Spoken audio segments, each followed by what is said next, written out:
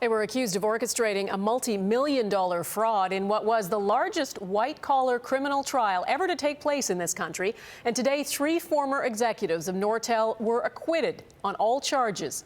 Millions of Canadians lost money when Nortel collapsed, and 90,000 employees lost their jobs. Jacques Bourbeau has more on the verdict and the reaction. It was a high-flying, high-tech company. But in 2009, Nortel flamed out, declaring bankruptcy. Sifting through the wreckage, prosecutors laid fraud charges against 3 former executives. But today, a judge found them not guilty. I'm very happy. Thank you very much. The defendants had little to say about the verdict, but they were clearly relieved. Prosecutors said billions of dollars were set aside in a kind of cookie jar to deal with future expenses. But in 2003, some of that money was withdrawn and put on the balance sheet, turning what would have been a loss into a profit. And that triggered $12.8 million in bonuses for the 3 executives.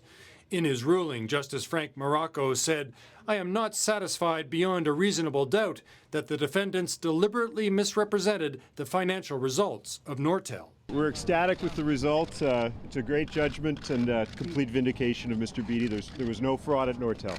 This business professor says the judge made the right call. There was evidence before they were even charged that the accounting firm of Deloitte, which is a highly professional accounting firm, was signing off on the very activities of the executives that the Crown alleged was fraudulent. This former Nortel employee came to the courthouse to hear the verdict. I have worked with them. I knew that they followed standard practices for accounting, and I did not think that they would be found guilty.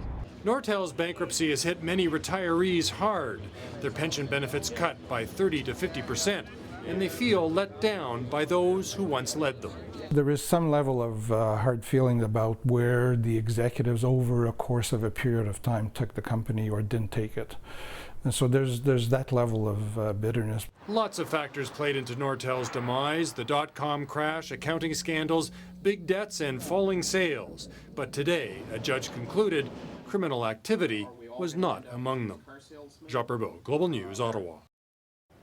Before its downfall, Nortel was by far Canada's most valuable company. At its peak during the tech boom in 2000, Nortel was valued at nearly $400 billion Canadian. It dwarfed other Canadian companies back then, representing 1/3 of the value of the TSX. And just by comparison, Canada's most valuable company today is Royal Bank at $89 billion.